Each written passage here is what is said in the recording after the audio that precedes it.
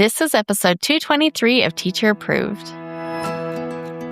You're listening to Teacher Approved, the podcast helping educators elevate what matters and simplify the rest. I'm Heidi. And I'm Emily. We're the creators behind Second Story Window, where we give research-based and teacher-approved strategies that make teaching less stressful and more effective. You can check out the show notes and resources from each episode at secondstorywindow.net. We're so glad you're tuning in today. Let's get to the show. Hey there. Thanks for joining us today. In today's episode, we are talking about how to turn your individual procedures into routines that actually stick, and sharing a teacher-approved tip for handling your own routines. Let's start with a Try It Tomorrow, where we share a quick win to help you boost your classroom community. Emily, what is our suggestion for this week? Well, if you haven't already, take a couple minutes during your prep time today to set up a table to track positive communication for each student. A simple way to do this is to list students' names down the side and then have a column for each month. Then it's easy to keep track of which families you've reached out to recently. Making communication with families a positive experience and not just something that happens when there's trouble can go a long way to strengthening the school-home partnership. And I can vouch for this from the parent side that I hate feeling like every time I see an email from a teacher that something must be wrong. So it would be great if sometimes it's positive communication as well. Well, if you like this idea or anything else that we share on the podcast, would you take a second and give us a 5-star rating? Ratings and reviews are one way that new listeners find us. So really, truly, every rating and review is a huge help to us. So if you've been listening for a while, you know that we are big believers. That almost seems like an understatement. Huge fans of strong classroom procedures. We have talked a lot about how to design them, how to teach them using our tell, try, tally, talk method, and how to course correct when they slide. But this might be hard to believe. There is actually one part of procedures that we have never tackled. How do you take all of those individual procedures that you have been working so hard to teach and link them into routines that your students can actually follow? And today we're going to tell you how to make those routines stick without having to turn into the nagging police. So think of a single procedure as one Lego brick. It does what it needs to do, but if you want something that really works for you, like a smooth morning start, you need to snap those bricks together. I love that analogy, and that's perfect for your Lego family. Yes. A routine is a string of procedures in a set order that is done so often that it runs on autopilot. The goal is that the brain doesn't have to think, it just does. Think back to how you taught your individual procedures. If you used our tell, try, tally, talk method, are we going to start calling that the 4T method? Or are we going to, I don't know. Well, we'll stick with tell, try, tally, talk. If you used our method, you clearly explained the procedure and modeled each step. You had your students try it out with your guidance. You tallied how everything went and celebrated progress. And then you talked over what worked, what was tricky, what practice was needed. That method works beautifully for individual procedures, but let's dive into how to connect those procedures into a seamless routine. This time, we will use a 3-step process of anchoring, expanding, and reinforcing. Wait, but there's no alliteration in that one. I feel like we're really letting the side down. It all ends in ing. Does that count? Okay, that is something, I guess. But you know we love a process. So let's look at the first step in this new process, which is anchoring. This is where you pick one solid procedure that's already working well and use it as the foundation for the whole routine. Think of this as the core of your routine. It's the one thing that when it's in place makes everything else easier. For a morning routine, this might be students unpacking their backpacks correctly. For transitions, it could be having students respond quickly to your attention signal. So the key here is to choose something that's already pretty solid. Don't try to anchor a routine to a procedure that is still wobbly. You want your strongest procedure as your foundation. And here's where a lot of teachers get tripped up. They try to teach the entire morning routine as one giant procedure. And I have done this myself, but let me tell you, friends, that's like trying to swallow a watermelon whole. Oh, that sounds miserable. That's going to end badly. If your morning routine includes coming into the building, entering the classroom, unpacking backpacks, making lunch choices, getting materials, starting morning work, and knowing what to do while waiting for others, that is not one procedure. That's like 7 procedures that have to happen in sequence. When you look at it that way, it's no wonder that your kids are having a hard time following through. They just can't master that many steps in one go. A good rule of thumb is that if a procedure has more than about 5 steps or so, give or take, it's time to break it down. The smaller you can make each task, the more deeply students can internalize it. And when they're shorter, they're faster to teach too. So Yes, that's just also a little that. win. Okay, so identify the keystone procedure in each routine and go all in on making it run like clockwork. That is the first step. Then you can start expanding. This means adding the next logical step in the sequence. If unpacking backpacks is your anchor to your morning routine, the next step might be making your lunch choice without having to be reminded. That used to kill me every day. How many days are we in school? Anyway, we want that to be automatic. And then you would teach that procedure separately, right? Tell, try, tally, talk until it's solid. Then you'd start connecting them in your students' mind. The students already know how to do each piece, but you're helping them see how it all flows together. So first, unpack your backpack using our 5 steps. Then make your lunch choice using our 3 steps. Keep expanding one procedure at a time until you have built the full routine. Plan on this taking at least 2 weeks. That is totally normal and it's to be expected. If things start to fall apart as you're connecting procedures, pull back for a minute and try to pinpoint the issue instead of plowing ahead because you want this all done and out of your hair.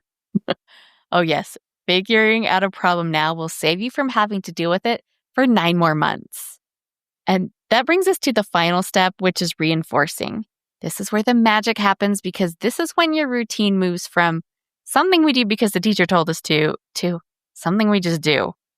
This is the point where your routine will either take off or fizzle out. The goal is to train your students' brains to run this sequence without you prompting them every step of the way. And that only happens with intentional, repeated reinforcement. Think of it like teaching kids to tie their shoes if you've ever lived through that. You don't just show them once and then expect them to do it perfectly every time. You have to practice a lot.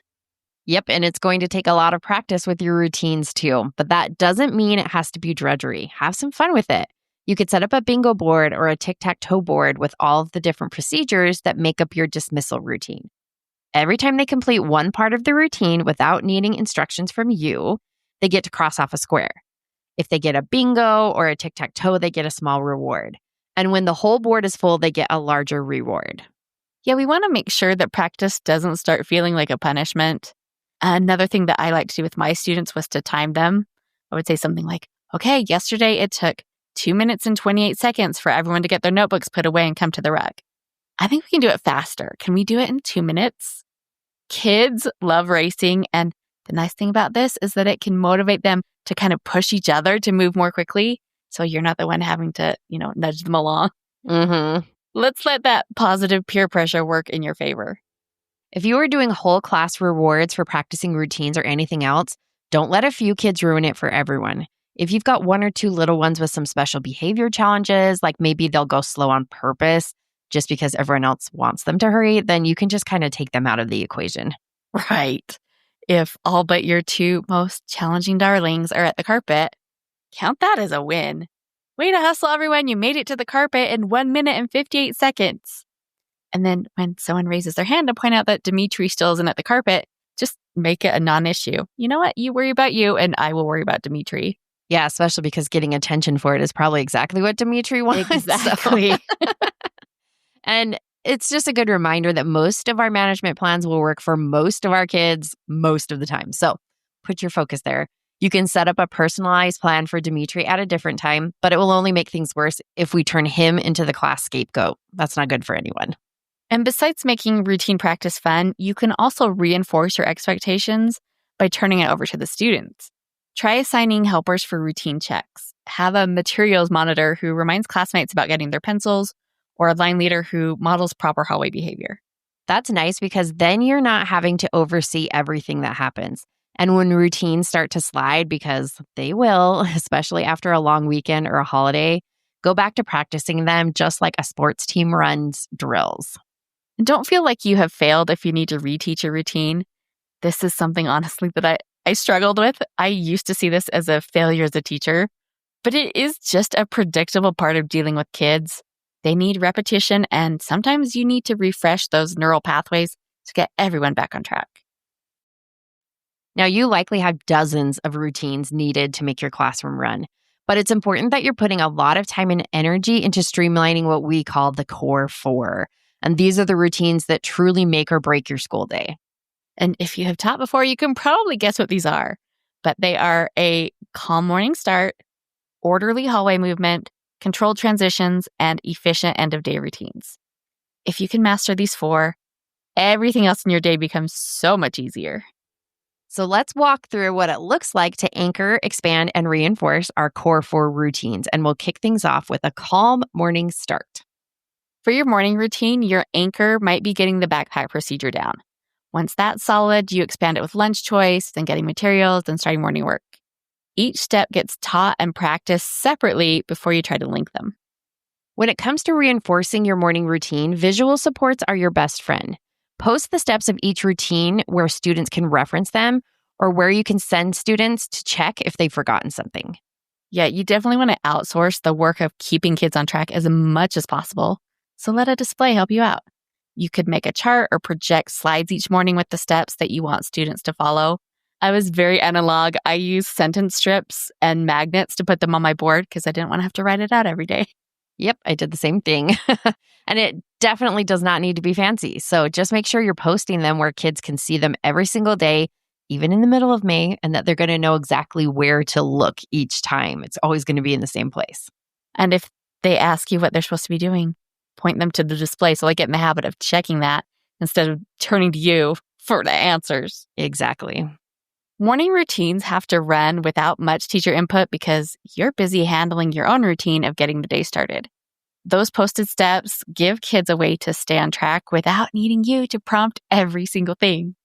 If you want a deeper dive, maybe the deepest of dives on morning routines, check out our 3-part morning routine series, which is in episodes 93, 94, and 95, where we talk about how to set up your own morning routines as well as your students. For the next in our core 4 routines is hallway movement, and you might anchor this one with the signal to line up. Then you can expand to walking without talking, then how to walk while you're carrying supplies, and then what to do when you arrive at your destination. Reinforcing your hallway routine can be a lot of fun, so try announcing that you've chosen a mystery walker. If this student remembers your procedures as you travel to your destination, they'll get a prize. And it's easier to watch this if you like our strategy for walking at the back of your class instead of at the front. That does make it simpler. Or you can get real good at walking backwards. Yes, both are good skills to have. The prize for the mystery walker can be as simple as a high five or a sticker. It's the mystery of it all, not the prize, that is going to be most influential on getting your students to meet your expectations. And another fun idea is called line freeze. Ashley from Rainbow Skies for Teachers shared this with us back in episode 120. Oh, and you should definitely go back and listen to that so you can hear it in her delightful Australian accent. But basically, it's a bit like red light, green light. You lead your line down the hall normally at the front of the line, but every once in a while, you flip around and look at the kids. Their goal is to freeze in place as soon as you turn. That is a really fun game, and it's perfect for the hallway because it can be done silently. Ashley says that she has done it with kids from kindergarten to 6th grade and that they all enjoy it. So give that one a try if you want to add a little whimsy to your hallway routine. And go back to check out episode 89 if you want even more hallway tips. But for now, let's look at how to handle your transition routines. A good place to start here is by anchoring your attention signal. When that's solid, expand into listening for all the directions before they start moving, cleaning up workspaces, then getting materials for the next activity, and then transitioning to the new location quickly. And we did another 3-part deep dive in episodes 48, 49, and 50. This one happened to be on transitions this time because, as you may have noticed, they are tricky and they can eat up a lot of your learning time. So revisit those episodes. And also check out episode 160 if you want tips for our final core routine, dismissal. This one is hard because you are so tired by this point in the day. So do what you can to automate this routine as much as possible. You could anchor it with your procedure for tidying up desks, then expand to getting take-home materials, then packing backpacks, and then getting ready for dismissal. The end of the day is a great time to add in some student ownership as reinforcement. Besides regular class jobs like sharpening pencils, you can assign students to hand out papers, pass out lunchboxes, check that everyone cleaned under their desk, and really anything else that the kids are capable of doing, make them do it. For sure. Don't take it on yourself to do all of the work. And the beauty of this approach is that once these routines are solid, your classroom really does start to run like clockwork. Now, this does take a lot of time and energy and intention. I want to be clear about that because we know how much work this is. But we promise solid routines are worth it, even if they're not your favorite thing to teach. I know no one goes into teaching because they love procedures. Although maybe we do. Do we? We talk about them a lot. Maybe we I do. didn't start out loving procedures. I got there once I saw what they could do for me. That's what I was going to say. I think we love procedures because we love what they give you as a teacher. And obviously, no student says their favorite part of school is your efficient dismissal routine. But it would be nice if they pointed that out. But it's procedures and the routines that they create that are going to make the good parts of teaching, the stuff you like, possible. They enable you to be the kind of teacher you want to be. They're what create consistency so students feel safe and know what to expect. They prevent problems by minimizing opportunities for kids to test your limits. And they free you up to focus on your students instead of logistics. So let's wrap up with a quick recap of how to turn procedures into routines that stick. First, anchor your routine to one solid procedure that's already working well. Then expand by adding one procedure at a time until you've built the full sequence. Finally, reinforce the routine as a whole, not just the individual steps. Focus on your core 4 routines: morning start, hallway movement, classroom transitions, and end of day. These make or break your classroom flow, so look for opportunities to reinforce your expectations so students will want to meet them. And remember that this will take time. Plan on at least 2 weeks for the basic structures to stick, but there will still be a period of watching and reinforcing before it becomes truly automatic. And we would love to hear how you're building routines this year. Come join the conversation in our Teacher Approved Facebook group. Now for our Teacher Approved Tip of the Week, where we share an actionable tip to help you elevate what matters and simplify the rest. This week's Teacher Approved tip is to create your own routines. So tell us about this, Heidi. Well, have you ever noticed how satisfying it is when your own personal routines just click? Like when you develop that evening routine where you prep everything for the next day, and then morning you feels like you have gained a superpower. Well, let's lean into that. This week, pick one routine in your personal life that's feeling a little chaotic and apply the same anchoring, expanding, and reinforcing approach we talked about today. So maybe that'll be your after-school routine or your Sunday meal prep, or even just how you unwind in the evening. Start with one solid step that's already working and then build from there. And we did talk about teacher morning routines as part of our morning routine deep dive. So the ones that focus on teachers specifically are episodes 93, which is your getting out the door morning routine, and episode 94, that's like once you get to school morning routine. So definitely check those out. And just like with your students, give yourself time to practice and adjust. Those neuronal pathways need repetition at home too. The best part is that when your personal routines are running smoothly, you'll have more mental energy for all of the amazing teaching you want to do. All right, to wrap up the show, we're sharing what we're giving extra credit to this week. Emily, what gets your extra credit? I'm giving extra credit to the Good Hang podcast with Amy Poehler. Have you listened to this, Heidi? I haven't. It keeps showing up in my feed, so I've been meaning to. I just haven't had a chance yet. Same. And I just barely started listening a couple days ago, and it has exceeded my expectations. I think Amy might have been born to be a podcaster, not an actress. I like her as an actress too, to be clear.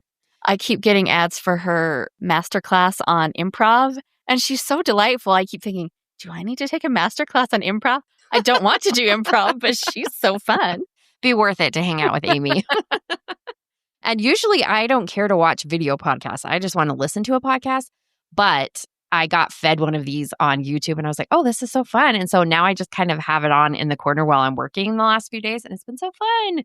And seriously, every episode is genuinely a good hang. And one thing I love that she does is at the beginning of each episode, she does a video chat with someone she knows who also knows her guest for the episode. And then they say good things about the guest behind their backs. Oh, that is so fun. It's so cute. So like before she talked to Andy Samberg, she called Seth Meyers and they talked about him and like how they got to know him and what they love about him. And then Seth like gave her an idea for a joke to play on Andy. And it was just fun. It was so cute. Like, That's such a fun way to introduce a guest. I know. It just felt so, it's just wholesome and fun. And it just makes me smile. So if you need a mood booster, check out the Good Hang podcast. Well, I'll definitely have to try that out because I'm going to be working for quite a while today. Yeah. Pull it up. Start with the Adam Scott episode because you're a Parks and Recker. So start with that one, even though you haven't watched Severance, so you won't get all the Severance talk. It's still worth it to hear them talk about Ben and Leslie is just so cute. They're so good. I do love that. Okay, I'll definitely have to check that out. Okay, let me know what you think. What's getting your extra credit? Well, I'm giving extra credit to the Lady Stacks Ultimate Book Tracker. Ooh, it sounds fancy. It does. Now, I haven't been someone who keeps track of my reading because when I tried how to get too caught up on how much or how little I was reading, and then it would start to feel like a chore or that I was being graded and I was failing somehow. So I had to stop doing that. But I kept seeing ads. I'm so susceptible for ads, apparently. But I kept getting ads for this digital reading tracker. And 100%, I have to say, I only bought it because I was trying to figure out how this person, Lady Stacks, how she managed to get the images to work well in Google Sheets. Because it's you get a whole little like library image, but it's all in Google Sheets.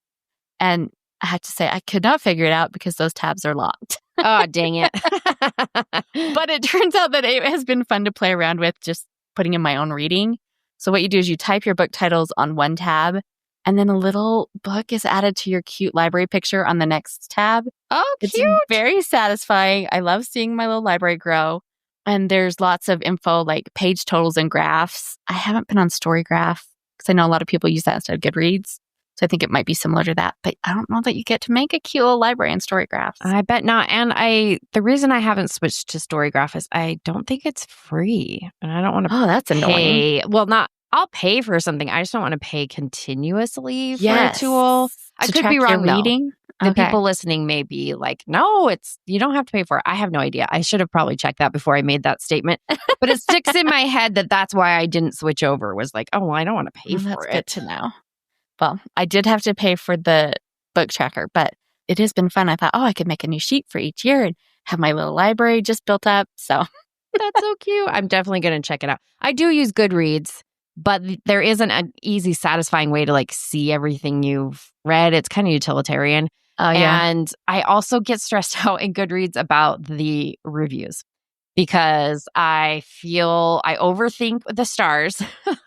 Because sometimes I'm like, well, I really enjoyed this. So it's like a 4-star, but really the writing's not that great. The story's not that great. It's probably more like a 3-star, but I liked it. So, I just spent too much effort on that. Plus, I feel so guilty ever giving anybody. I know. It's hard. Like less than, I feel bad. Every time I give even a 3-star, I'm like, oh, I'm such a jerk. So, well, now you can rate lowly in private and no one will ever see it. There we go. Okay, I'll check it out. And there's a link in the show notes if anyone else wants to check it out.